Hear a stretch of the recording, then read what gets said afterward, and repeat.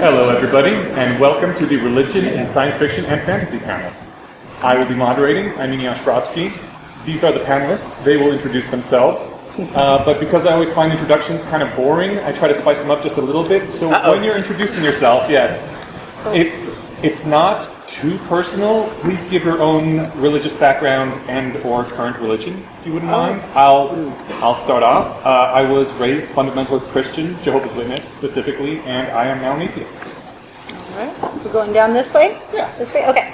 So my name, do you want to say our name, right? My name's Amanda Strong, and I am LDS, or sometimes people know us as Mormon, but I do write non-denominational literature, so. You can give your writing bio. Okay.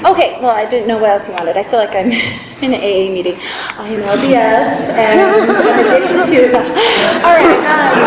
So I write paranormal YA, and I have very religious series right now called Watchers of Men, which deals into the angels and demons, but I written into the actual lore from the Book of Enoch. So it is kind of a little different, and that's why I was chatting with him yesterday, and he's like, "Will you be on the panel?" Because I do talk about very religious topics without hoping to offend half the world, because I did post it up on Wattpad, if you haven't heard of that, and it went crazy on there. I had 400,000 reads in 1 month, and I loved that I had people in India, Africa, all over the world saying, "I love this, I love it," and it resonates with me, and I didn't write it to one specific religion. I did that on purpose, but I also have a sci-fi thriller out series. It's a psychological thriller as well. Hello, I'm Stanton. Incredibly personal. Oh, from the class. That's awesome. Thank you. It's going to go personal question. I identify as Christian, non-denominational Christian. My passion is religious studies. Actually, I have 3 or 4 huge passions: dead languages, religious studies and anthropology, history, and zombies. So I managed to combine them all in my work. So I do the Zombie Bible, which is a retelling of Judeo-Christian lore as episodes in humanity's long struggle across the millennia on different continents with hunger and the hungry dead. And I also do the Ansible stories, which is about 25th century Muslim explorers that transfer their minds across space and time, trying to make first contact with other species, and they get marooned in alien bodies on alien worlds. So all of my speculative fiction is very much about how our understanding of our universe and our history shapes our religion and vice versa. And it's something I'm endlessly fascinated by. So that's what I write about, and probably why I'm here. Great to meet you. I'm Andrea Stanton, and I'm actually a bit of an interloper because I'm a professor of religious studies. So the kinds of things that I write, most of you don't want to read unless you're in podcast. But my focus is actually Islamic studies, so I think it's your work. So I teach basically everything at DU with Islam in the title, and then also stuff on religion and media. And my father is Catholic, and my mother is a force of nature. Good answer. That's true. I was raised. Yeah, I'm Warren Hammond. I'm the author of the cop novels Cop, Ex-Cop, and Cop Killer, and my newest book is called Ties to the Mediterranean, and it is a science fiction spy novel. I was raised pretty much outside of church. I was baptized in the Episcopal Church, but I don't remember ever going to church. I don't remember my baptism either. And so I kind of count myself as an atheist. So to start this off, before we got into the really deep things, I wanted everyone to first mention, what is your own personal favorite portrayal of religion in a work of science fiction or fantasy? And it doesn't have to be novels, it can be TVs or movies, if you prefer. Okay. Who wants to start? In order? That way. Oh, this end! Go ahead, Sam. You have an idea. Yeah. I have to pick one? If you could. It's really tough. I mean, there's so many good ones. But okay, if I have to pick an absolute favorite, I would say the Soldier series by Gene Wolfe. Recommend that to everybody. Amazing books. Gene Wolfe is my favorite, one of my favorite sci-fi fantasy authors, and does a lot of really interesting things with language and religion and all this fantasy and sci-fi. And in the Soldier series, he is who's seen Memento? Okay, so people are familiar with Memento. 10 years before that movie, Gene Wolfe in the 80s wrote the soldier books, and starting with Soldier of the Mist, and it's about a Roman expatriate mercenary fighting for the Persian army in the Persian Wars, who receives a head wound during the sacking of the Temple of Demeter. And the head wound has two effects on Latro, the mercenary. One, he can't remember things longer than 12 hours, or maybe it's 24 hours. And two, he can see the gods and the goddesses and all manner of supernatural creatures, and if he touches them, then everyone around him can see them too. Because they kind of get infected with mortality for a moment, and people can see them. And it's an incredibly well-researched, rich exploration of Greek mythology and folklore and history that investigates ancient religions in really interesting ways. There's a scene I'll never forget where a priest of Apollo is talking with Latro and the young slave girl Io, who have come to the temple of Apollo or actually to the oracle at Delphi to get some answers. Because Latro wants to find his home. He doesn't know where he comes from, and nobody knows where he comes from, because Rome's not an empire at that point. It's just this little town way over in Italy somewhere. But he comes to the temple, and the priest of Apollo starts talking to him, and he says, "Did you know divinity is a disease? We have to purify ourselves before we go into the temple so that we don't get infected with divinity." And he spins out this really intriguing exploration of Greek metaphysics and religion. So I won't ramble on longer, but that's my favorite. You gave us all awesome. a chance to think. That was planned. Thank you. Took one for the team. Yeah, these guys come up with one.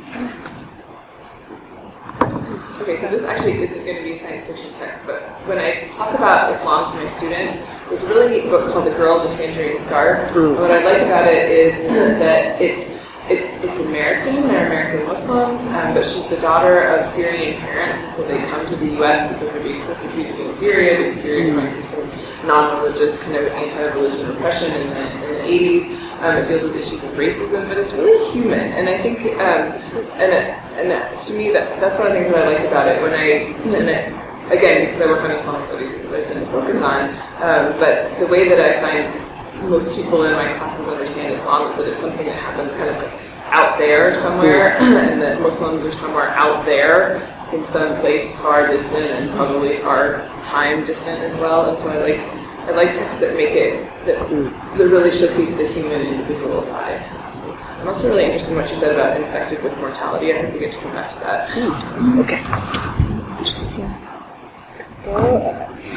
Well, mine might be a little different, but when it comes to religious topics, I tend to really enjoy the angel and demon lore. And when I wrote my series, I avoided all angel and demon series because I wanted mine to be my own. And after I finished, as a special treat to myself, I read the Clockwork series, which I don't know if any of you have read, with Cassandra Clare. I actually haven't read her newer stuff, but I love the Victorian era.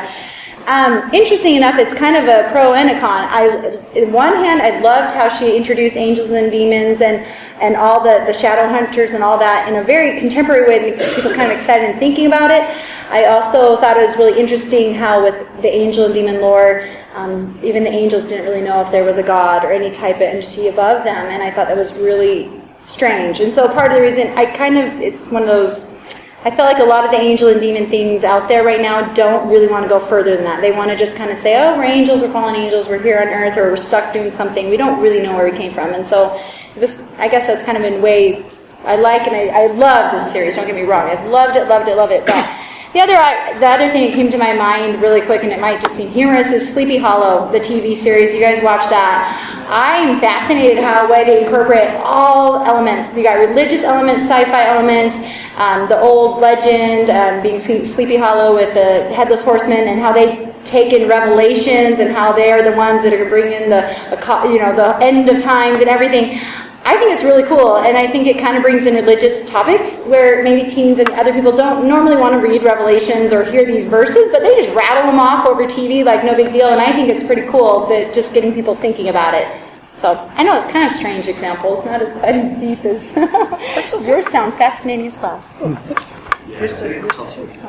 you. Yeah, it's actually a tough question, because I think it's a sign of how little religion is actually in genre fiction. Yeah. Because it's actually hard to come up with good examples. The best one that I thought of as I've just been sitting here procrastinating, hoping to be in class. But you're being polite. Yeah, I was trying to look polite, but I was really just sorry. But I'll go with Star Trek. So the original Star Trek, of course, was historic in how it had a diverse crew. And one of the things I know that Gene Roddenberry regretted about that show was the way he had portrayed, or the way they had portrayed Klingons, right? This warrior species, and that no species is really monolithic. And so in Next Generation, we had a Klingon crew member. And so I'm going to go one more TV show ahead to Deep Space Nine, which I think was the first one to deal with religion in a serious way. They had, and it tended to come out more later seasons. But there were the I can't remember. The Bajorans and Kai. I can't remember what her name was. But there was a religious leader there who they tended to butt up against him a lot because it was. I think the science fiction community, the Star Trek community, tends to be very secular in its viewpoints, and then it had a very religious character who oftentimes was right. Was created an interesting airplane in that series. My own personal favorite, and I had to think about this for a while. I don't know if it quite counts as science fiction. Was the Jim Carrey comedy The Truman Show? Because it was just a retelling of The Exile from Eden. Okay. And I thought it was wonderfully done. It was humorous, and at the very end, I was both wanted to cry and cheer at the same time. I was like inspired. I was like, this is why we left the garden. Metaphorically, you know.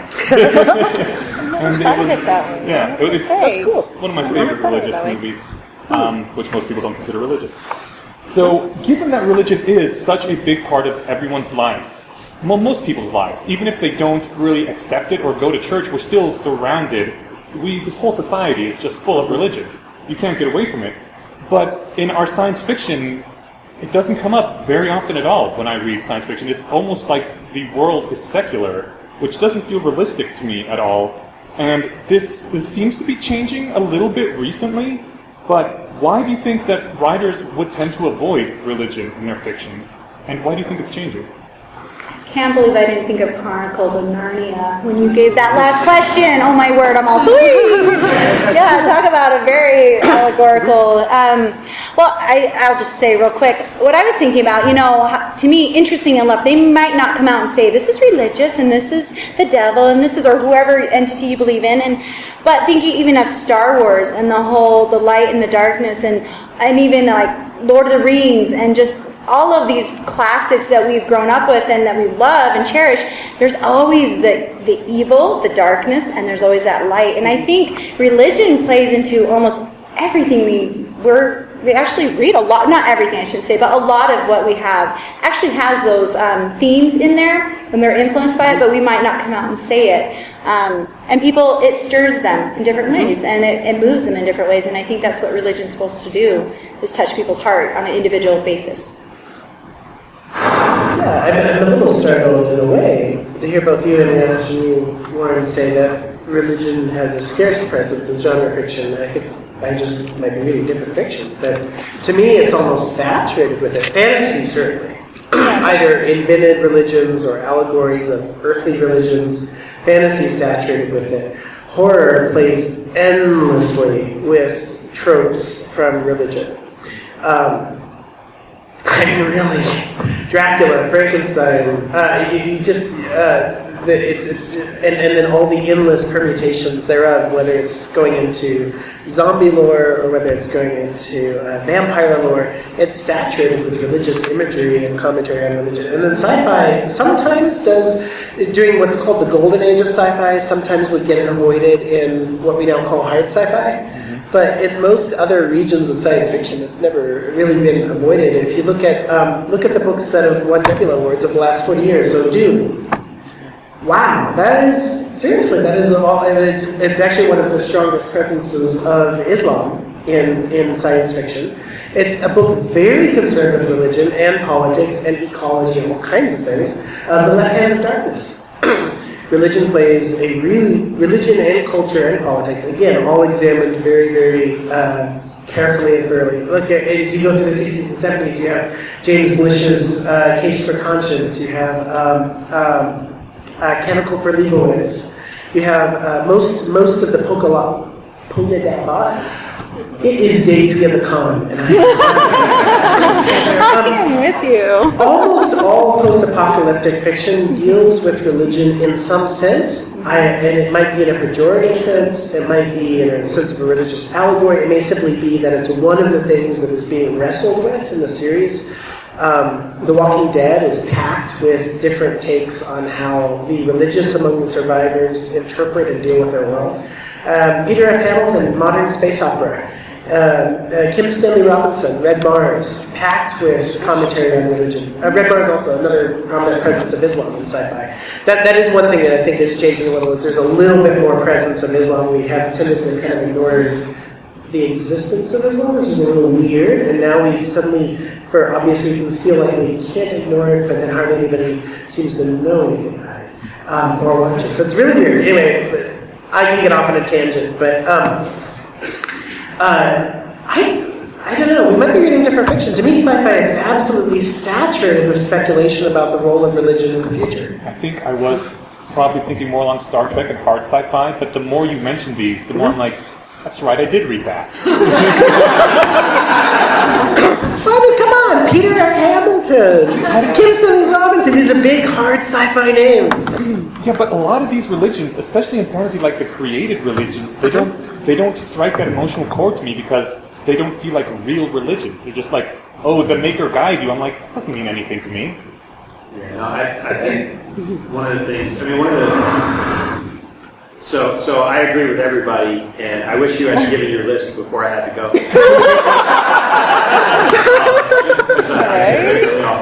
But I have failed you, word. I think the thing that maybe hung both of us up is that usually, not always, but the majority of the time when we read religion and science fiction and fantasy, it's disguised. It's not. It's and I think that's one of the strengths of the genre, is that it gives you the ability, because whenever you talk about any religion, it's a very, very, very personal thing to each individual person who might read that, and sometimes it's really hard to approach religious subject matter with a believer versus a non-believer. I mean, everybody's got their own view of it, and I think science fiction gives us the opportunity to view it from a more distant perspective, where it's the Bene Gesserit of Dune. It's not the Catholic Church or the Islamic Church, or it's not a mosque. It's it gives us that distance so we can see it more, more as an observer. We can speculate about it. Right, we can speculate about it. But it is actually difficult to find. There is. You came up with some great examples, but most of it is usually disguised. It's disguised in some other. It's a made-up religion that might pull tenets from various places, but it tends to be more allegorical and less, another good example I just thought of is the Sparrow, which the Jesuits go to. They've discovered that there's life on another planet, and they're the first ones to go because they want to, spread the word, and that it was a really good book and dealt with really well.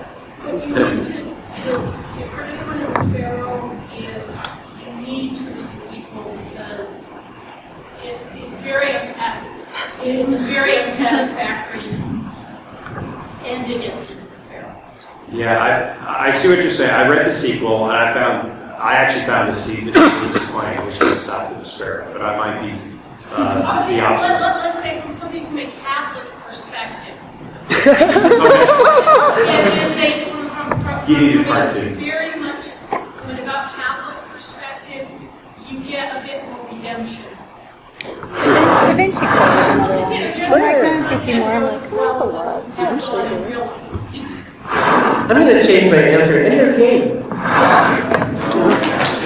don't understand. I would say, weighing in on the boring academic side of things, we actually distinguish between religion and religious. And I think that, to me, when I think about science fiction in fantasy world, I think there's the created religions, which you talk about, which I also, from a scholarly side, find deeply unsatisfying, which I think is why we don't have institutionalized religions that are made up by one person writing one book.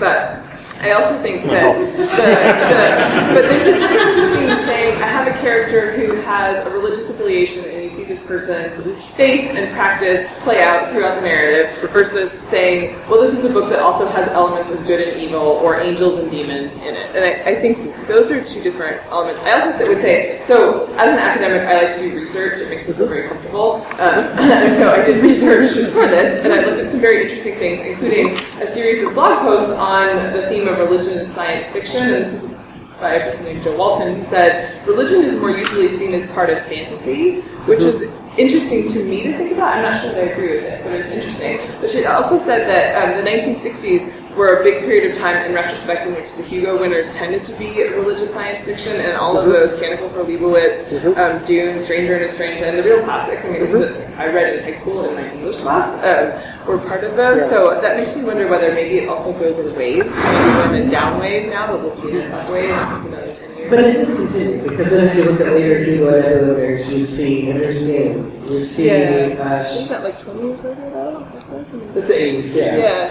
Well, the Ender's Game itself wasn't that religious. It wasn't until you get to the sequels that he got into Well, the last chapter is all about founding a religion. It's the origin story for that religion. But you got it. Well, yeah. To me, that feels like getting into the sequel. Up, wave, down, wave. So we should be heading towards So like the 80s were religious, the 90s not, the 1000s. Are we doing unlike the rest of the 80s. So the rest of you are going to go you're all going to write really religious books and start a new trend right now. We're all going to do it. Calling Well, go ahead. Would you one more question? Go for it. Okay, go ahead. Oh, sorry. So a couple of you talked about how manufactured religions in science fiction that you read feel really unsatisfying and really like false. They don't feel like real religion. So do you have any examples of manufactured religions that feel true, like the Deep Space Nine felt like real religion? Yeah. Octavia Butler. They tend to be religions that are closely based on an actual religion, so they have a depth and texture to them. So Octavia Butler's Earthseed that is essentially Taoism brought into a dystopian Western context, and it's beautifully done, very rich and effective. Ender's Game. The Speaker for the Dead religion, I think, is actually pretty satisfying, and partly because of the way Card told that story and set up that mythos, and because he's showing how that religion is a response to a very specific occasion and emotional need, and then how it gets adapted across planets. So I found that one satisfying. I found the religion of the Fremen and Dune satisfying, but partly again because it's so closely based in a tradition that we know and are familiar with, and it has that resonance, and that allowed the author to, essentially those are authors that did a lot of research and invested their imaginary religions with that. I think that makes the difference for me. Before I throw it open to questions, I did want to ask one last thing of all the panelists. How do you personally write religion? How do you write characters in societies that feel authentic without being preachy or slipping into character? Can you clarify quick before we answer, what do you mean by right religion? How you create societies and characters that are religious but don't preach to the reader. Can I start before you guys say all the good stuff, and I'll be like, oh yes, what they said. Well, like I said at the beginning, I do have a series that's extremely religious, and I didn't go with the popular angel and demon stuff. I went with biblical, and I went even further back to the story of the real fallen angels, the Watchers, and the book Enoch, and whether or not you believe it is up to the reader, whether they want to believe it. And I, of course, took some liberties, but I based it off that actual record, or how actual it is. But what I was going to say with that is I think in taking that, I also said it in modern day. And I think when if you want to write a book that's going to deal with some religious topics or even a religion of a specific type, it's all about the characters. I think it's still your story. It needs to be, if you're writing fiction, at least for me, one of my favorite responses on Amazon is when somebody says, oh my gosh, it was not preachy. I didn't feel like you were getting up there, but you had Bible verses in your book, but I didn't come across going, oh my gosh, she was shoving religion down my throat. They were like, it was fascinating. It made me think. I thought about things differently. It was really cool. I never thought about angels like that.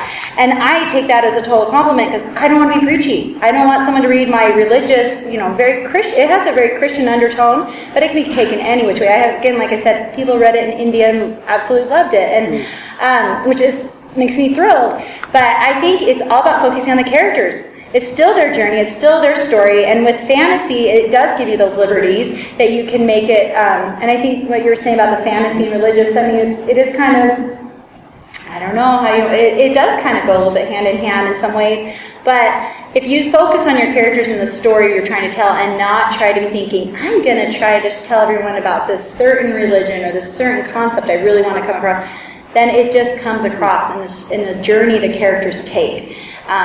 And you don't have to force it, and you don't want to be preachy, no matter what you're writing. So that's my personal.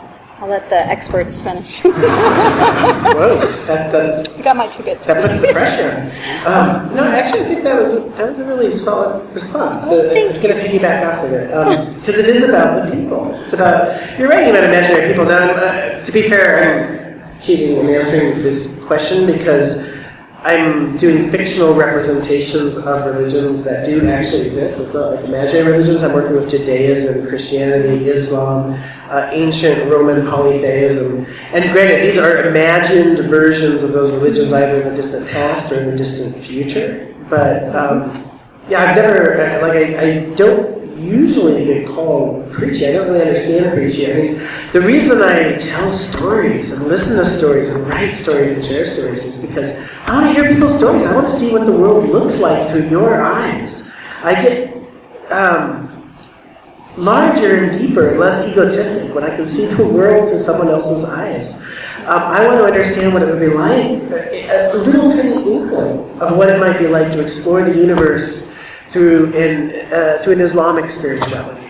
When I read the Book of Judges and I'm reading very bloodthirsty tales of prophets in the ancient Near East, I want to tap into what did the world look like to them. These are passionate stories full of paradoxes that wrench at my mind and my heart. So I start asking questions. I want to know, what did the world look like? When I meet somebody on the street, if we strike up a conversation, I want to hear their story. I think storytelling for me is about empathy, and it's about the imaginative act of putting yourself in someone else's shoes. It's why I think I said this in an earlier panel, one of the most key responsibilities that we have as adults is to be good readers. Good readers of all the information and encounters and books and media programs and things that come by us, because that is what we're doing all day. We're reading our world and trying to figure out what it is, and we're reading other people. So I think good reading is about empathy and the imaginative act of putting yourself in someone else's shoes. And if you're really doing that imaginative act, that's kind of the opposite of preachiness. I don't tell stories so I can force something I've decided on you. I tell them so I can get in. I write about characters that are profoundly different from me. My Strangers in the Land is all about a female Old Testament prophet in her 40s who sees visions of the future and is trying to hold together scattered Bronze Age tribes. She and I have almost nothing in common. But I really want to see what her world looks like. That's exciting to me. And I'm a dad. I have 2 little girls. They have entirely and are going to have entirely different worlds than I do. And if I'm going to be a good dad, let alone a good novelist, I need to be able to see in some small way through their eyes and hear their stories. So that to me is the opposite of preachiness.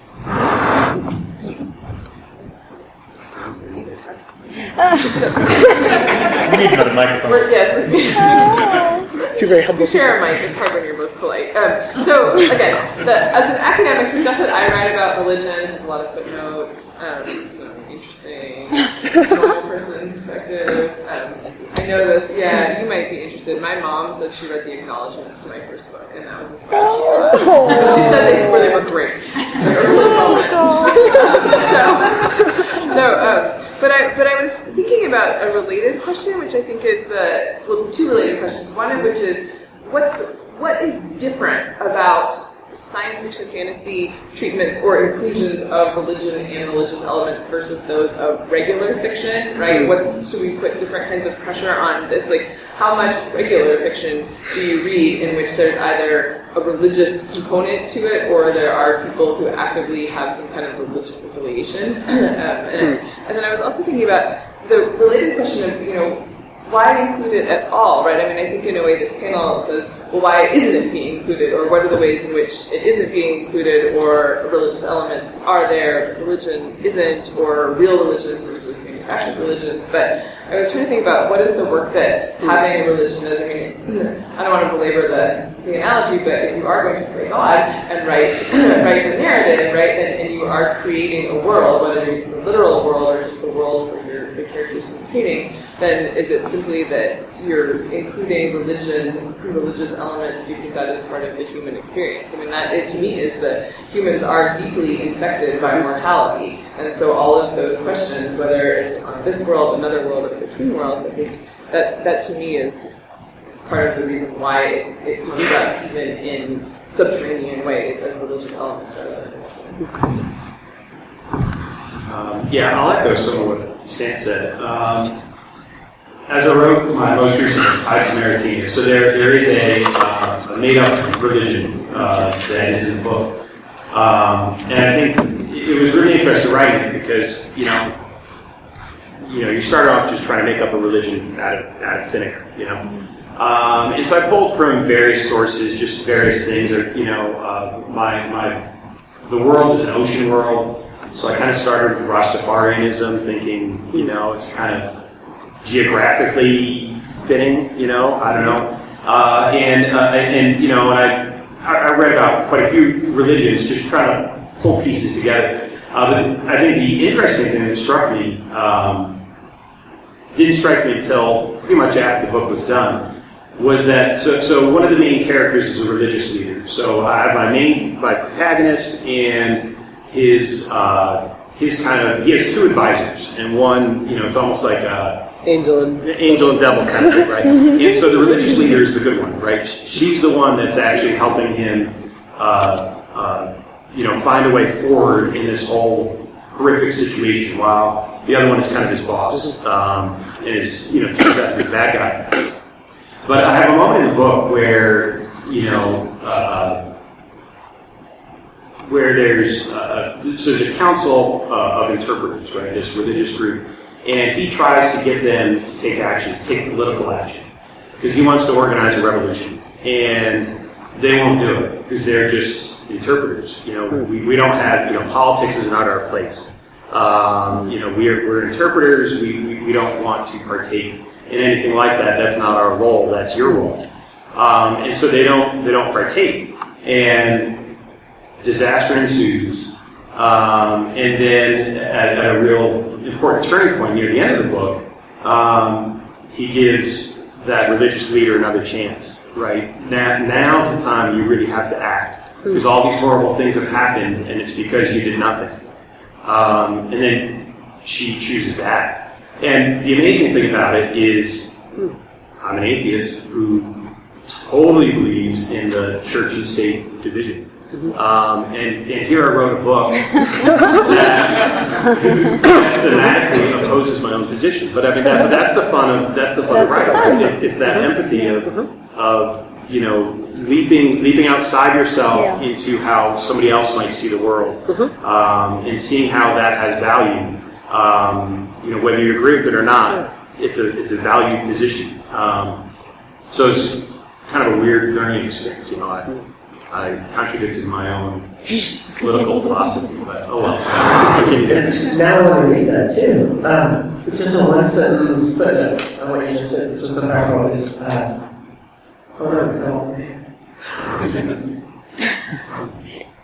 Okay, never mind. We'll come back to it. Okay, I'm going to throw it open to the audience. Okay. Yes?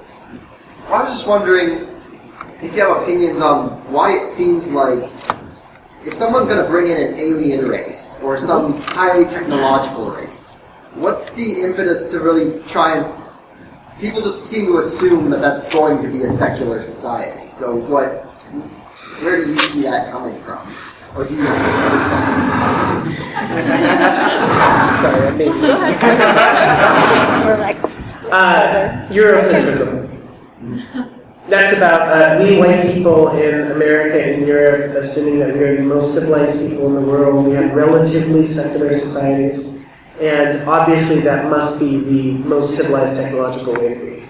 Whether that's right or not, it's an assumption that we... So I would actually not necessarily disagree, but not totally agree. I think that it's in part, there's an assumption that's not necessarily Eurocentric, but it's certainly part of a European Western Christian history to assume that there's a conflict between science and religion, right? So if it's an alien race and they're primarily technical in some way, technological in some way, then they either don't have a religion, or I would say the alternate is they have a religion, but I would say it's very cultic. That it's less about personal spiritual belief and more about some kind of really often somewhat crude ritual practice. So I would say I'm not sure that maybe it is Eurocentrism, but I think it's also technocentrism. I can see that. I think you're right. Yeah, I think it's a lot also an extrapolation from current trends, because in the past, religion used to be the explanation for everything, and as we got more and more science and technology, there was less room for God, and He got pushed to smaller and smaller places.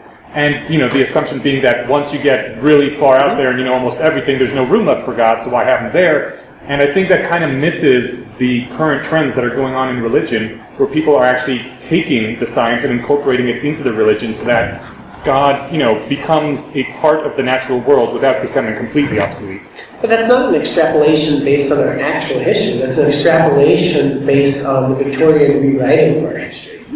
I mean, You probably know more about history than I do. Oh, okay. Well, religion, this idea that religion and science are in conflict is very, very, very recent. Religion, specifically European religion, European religious institutions, were in conflict with very specific students of science at specific points. It wasn't until really, you didn't even have scientists until the 1800s. You had natural philosophers, some of whom were seen as heretics, some of whom, like Copernicus, the church had no problem with. But they had a huge problem with Galileo. It's a cultural phenomenon that happened as the Enlightenment happened to the church.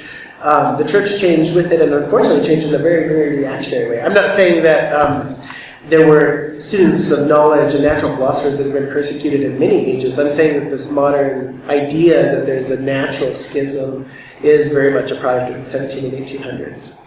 And the Victorians then rewrote the way we look at our past history to reflect that. But what I find so interesting, and I am nowhere near the experts in this area, but I was just watching like the History Channel one day, and they were doing the whole Alien series where they're talking about different, and I didn't watch all of it. I'm not going to spout stuff, but the overall thing that I found kind of almost ironic was that here they're keep talking about the alien coming to visit and all these civilizations that recorded it on the rocks and all that. And I'm like, and religion does the same thing with guardian or angels coming down, and it's like kind of telling the same story. I don't really know why there needs to be a conflict. Like, I guess for me, it's like the science and religion so many times almost are saying the same thing, and it seems like maybe, like you said more recently, that it kind of, I don't see why there is a conflict. I don't see why it seems like the same thing's being done, if that makes sense. What was your reaction when I said that? I watched an alien show. It's a very entertaining show. I really like the guy's I thought it was kind of But my God, when there was when they showed a Sumerian sun god with a sun sigil on his wrist, and Ancient Aliens guy was explaining how it was an alien with a wristwatch. I know. It's very entertaining. Yes. I was wondering how into fictional novels the role of the divine right to rule plays in, and how you can do that without it sounding like just the guy with the biggest stick saying, "Oh yeah, God said so." Like they feel in our own history, it's like, I just had the biggest stick. You said the wins. How do you actually do that where there is a divine right? Well, I think there's a lot of there's especially in epic fantasy. There's some of it in science fiction too. Chosen One, And it's usually around some mythos of, you are the chosen one, and you are the one who fulfills the prophecies. Yeah. It's usually, when it's done that way, it doesn't come off, I won't use your words, but it doesn't come off the way you said, right? Because it feels like, well, within this world, that is the natural order, as opposed to this person is just, a dictator.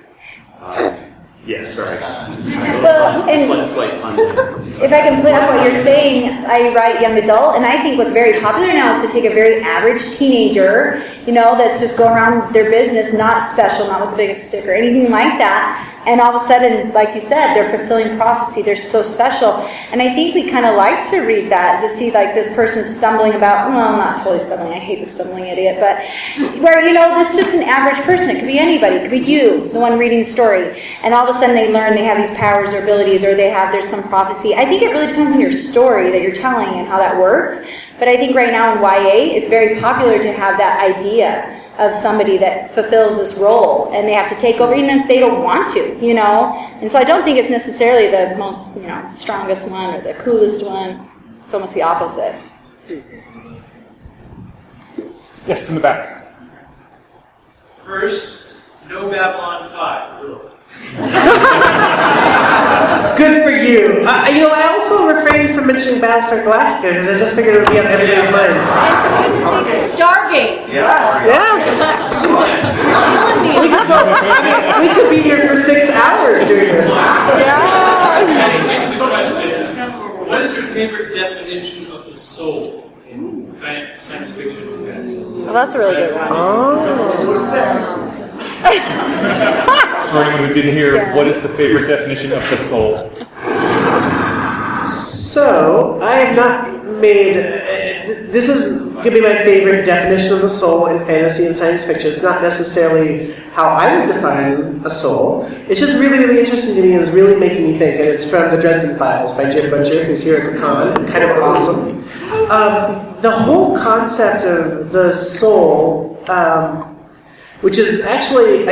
I think accidentally, and I'll ask Jim this if I get a chance, it's very rooted in the Greek metaphysics, but it's the idea of the soul as kind of the fertile earth out of which your spirit grows. And he has this, in Ghost Story, he has this very complex, actually, and impressive, within his world, description of the soul, this organic metaphor for the soul, and what it means what it means to be a ghost versus what it means to be a soul walking around, and it's really quite powerful.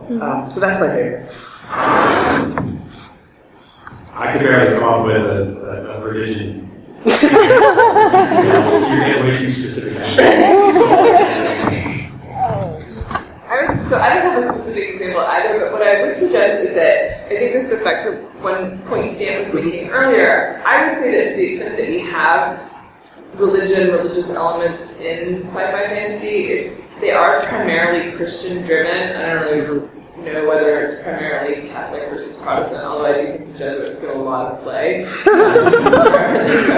But I would also suggest that maybe we might want to think about, as science fiction fantasy gets broader, and there is actually a small but dedicated move of creating self-consciously Islamic science fiction. But to think about what would that mean? What would a soul look like in a Judaic context? What would a soul look like in... what does that really even mean in, say, a Hindu context or a Buddhist context? That maybe it's not a generic universal. I mean, we talk about it as if it is in religious studies, but I'm not really convinced that the concept of soul is a universal one. I think...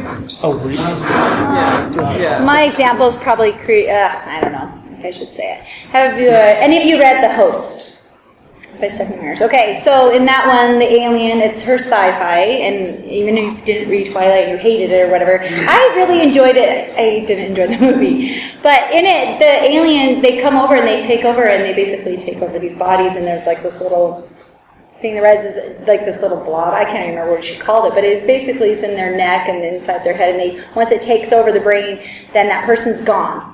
But I was thinking about the soul. Where did that person go, that soul? And it starts with the story, basically, the main character waking up, and you're seeing it through the alien's perspective, but she still has that body. And then the soul of the girl starts coming back, and it's that internal warfare. Who gets the body? Who gets this person? And I loved that story because it makes you think about it. You know, what makes a person's soul so much more than the body, and what happens when it's gone, and how she kept trying to come back. I thought it was an interesting way in sci-fi to talk and delve a little bit more into the soul, and then how she resolved that conflict with this alien race that came over and took over the planet. Well, my husband can't stand that book or the movie because he's like, humans will not lay down. He's like, they had tasers. He's like, they just gave up with tasers. They didn't have guns. Like, what? So he can't stand that sci-fi thing because it's horrible that we would all just lay over and be like, oh, they took over. We didn't know it was them. We didn't realize until it was done. But he thinks we'd fight a lot harder, which I think we would. But anyway, it just got me thinking about that soul. Like, what is your soul and what makes you? It's both. It's the essence of who you are. And I think in that book, she just kept fighting to take back, I just thought it was kind of a cool way to show soul. I think the way the soul is often thought about really tracks onto the idea of how other people think of you, which is why I feel like if you get brain damage, for example, you fundamentally change, but everyone else still thinks about you as the same person. So they're like, oh, when he dies, his soul will not have the brain damage. It'll be different. And thus, when your body dies, that's why people feel there's still a soul there, because they still think of you, even once your body is gone. And so my favorite characterization of this was in the video game Planescape Torment, where there was a society that had been almost entirely wiped out several hundred years ago, and there were just a few last remnants left, and there was this one guy left, and it was his mission in life to just keep remembering this society, because as long as someone was alive and remembering them, the soul still existed, and his society still had an afterlife, and he was just desperate to try to get you, as the player character, to remember his society, because once he dies, all the souls are gone. And, That's like that new cartoon, and I can't remember the name of it. Have you seen that movie? What is it? Book of Life! Yes, it goes with that. Sorry, I have I feel like juvenile examples here, but that's what Dark City. Book of Life goes with that. Aliens have humans in the city, and they constantly erase and change the memories, and what they're trying to do is sift what is human from memories and affectations and all this stuff. What makes us us? They just switch people's memories out. One day you're poor, the next day you're some rich guy, over and over and over again, because we're trying to find something that's beyond the memory. I guess I think that's a good examination of the soul. Or karma, or whatever you call what makes us us. Anyone else? Yes. I know you guys have talked a lot about sort of the Abrahamic religions, or religions based on Abrahamic religions in fantasy. And I know you mentioned Earthseed with Taoism and stuff. So are there any other, really good recommendations you have for things that are not either Greco-Roman or Abrahamic based? Yes, Years of Rice and Salt. The Years of Rice and Salt by Kim Stanley Robinson, absolutely is a fantastic book, and it is speculative fiction that it retells our history up to the present from the time of the Black Death, but imagines that the Black Death wiped out all of Europe except Ireland. And so Christianity becomes an extreme minority presence in the history of the world. And the world proceeds, as the world proceeds, what matters are the teachings of Confucius, Buddhism, and Islam. So one of the Abrahamic religions is definitely in there, a very strong presence. But it's an absolutely fascinating study of the spiritualities of those religions, how science might develop them. Some of it works well, some of it doesn't, but the storytelling is incredibly compelling, and the way he handles questions about history is really, really, really smart. So that would be my recommendation. It's an awesome, awesome book. Yes. Pretty much an extension of what he asked about the nature of the soul in many of these books. What do you think is your favorite representation of how they perceive fate in some way? Great question. The Sandman. That's actually a really good answer. Good. We'll move on. Fate. Man. You're asking about fate? And books that one of the ones I thought about was Chronicles of Narnia, where these kids stumble into this, if you're talking fantasy world, but they're told immediately that they're supposed to be kings and queens of Narnia, and it's fated. I mean, that's something they are supposed to do. Now, whether or not they choose, they could have left right at the beginning, but through the movie, the book, they stay. And actually, I have to admit, I have yet to read it. Isn't that terrible? So I've seen the movie. So if I quote something wrong. But anyway, I think there's a lot. I know, it's a shame. I love reading, but there's a lot of good YA. Well, I read YA a lot now because I write it, but there's a lot of books that talk about that. When the main character is struggling, like, do I really have to become this hero, or can I be myself if it's already in, even Harry Potter, if I'm fated to become this, right? It's in the prophecy. Anytime you have a book that deals with prophecy, or somebody's like, oh, it's the prophecy, haven't you heard about it? I think you're dealing with that fate element. Like, do they get to choose at that point? And I actually, that's a theme that goes through my book, The Awakener, because there's that element. He finally just is like, are we human, or like what? Like, do we get to choose for ourselves? Well, have you guys listened to The Killers? Any Killers fans here? Okay. This song, Are We Human? Okay? Listen to that song. I love it because it's that exact thing. Are we human, or are we dancers? Like, is this something we make up on our own, or what are we doing here? So, anyway, I actually love that theme, and that's something I put through my series because I think it's a really cool idea. So, I'll just add the Matrix quick. sorry, I have really random examples. So, I really hate to show favoritism in a panel, but Stan's book, No Lasting Burial, has a really great interpretation of Christ. Has a great interpretation of Christ. I actually, after I read it, I said, if my church leaders were half as good as explaining the forgiveness story as Stan was in this book, maybe I wouldn't have left the church. Although I'm glad I didn't read it when I was younger, because I think I'm a much better person. But Christ in this book really fights against his faith quite a bit and has a hard time accepting it. And I don't want to spoil anything, but it's an interesting take on fate and not wanting to accept it. Thank you. What do you guys say about it? I think all your guys' books are the best. so sure. Yes. So you were talking earlier about like religion versus religious and making it feel real by having characters be religious and interact with their religions instead of just having it be this template background information. How do you guys go about approaching that? So I like I'm working on something that it's all aliens, only 1, 2 billion aliens. But it's because it's normal to them. It's not like people walk up to you and be like, hi, this is my entire religious background. And so, like, what? Oh, no, don't do that. That's awful. Through this human's perspective, what's a natural way to introduce these concepts and give it that texture that isn't random dialogue exposition and info dump? Yeah, info dumps. Like, Those aren't nice.